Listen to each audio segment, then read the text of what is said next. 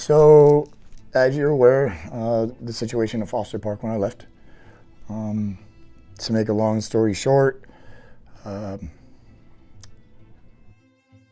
it got to a point to where my plan that I originally had as far as getting my mental health and going to treatment and whatnot to get right with myself wasn't working out like I wanted it to.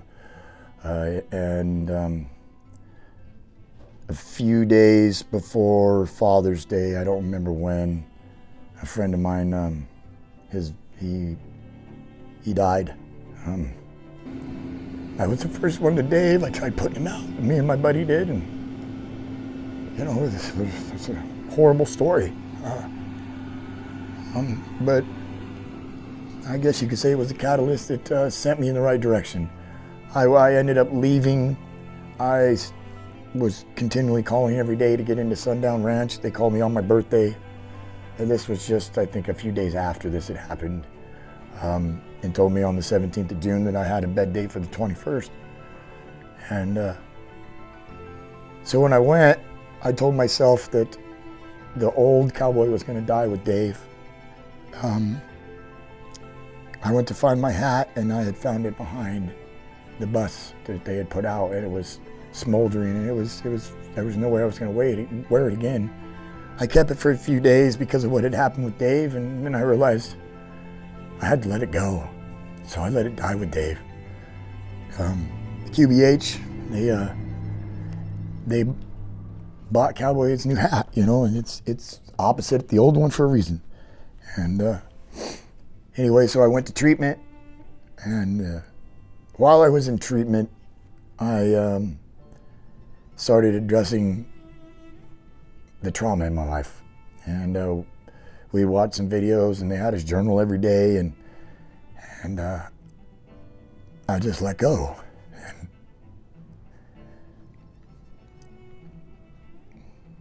I relived the death of my mom, my grandma, my grandpa, and my Uncle Galen, all at the same time, like they all died yesterday. Sundown Ranch, and everybody who supported me helped me do two things I've never been able to do: believe in myself and love myself. With that, I've asked a couple other people this too. What's your opinion? So you were gone for 2 weeks. I've kind of leaned more towards, I'm just gonna be honest, anything less than, I would say, 60 days isn't really as beneficial as we would like to believe. So a 2-week stay at, you know, a rehab facility versus a 60-day stay. In your opinion, what do you think is an appropriate amount of time? That depends on the individual. You know, I'm glad you asked, because I knew somebody would, because that's a very valid question. You know, if you ask anybody in AA, you know, that's who set the bar for that 60 days you're asking about. You know what I mean? And I'm not saying that that's not right, because it's worked all the way up until now. People are always watching, right?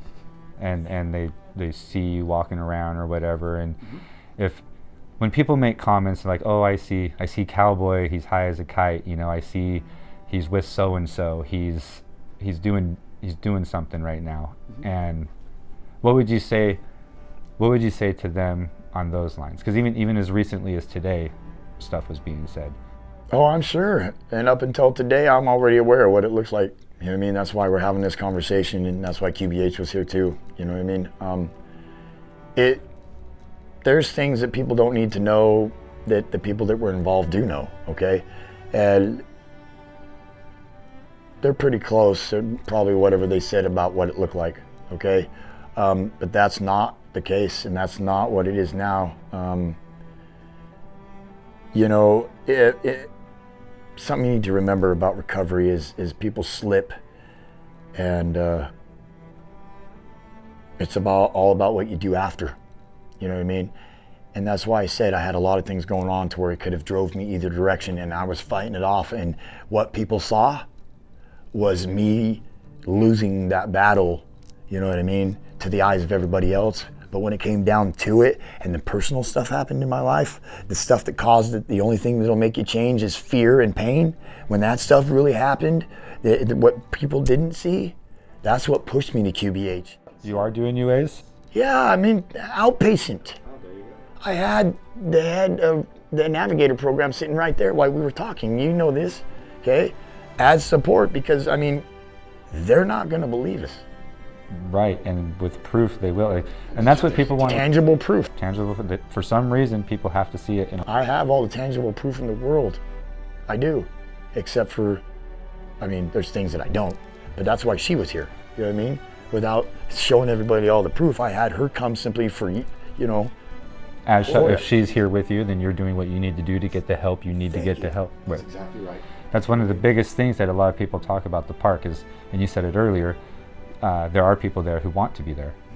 And everybody's, Jennifer, you know, other people bash their heads trying to figure there's so many resources, there's so much help. But why don't they get it? Why don't they say yes? It's what's going on in here, whether they want to or they don't, and the fact that they don't want to stop doing drugs.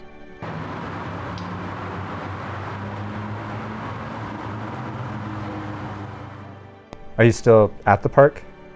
Nope. Well, yes and no. I am currently separating myself from that, so no, I'm not.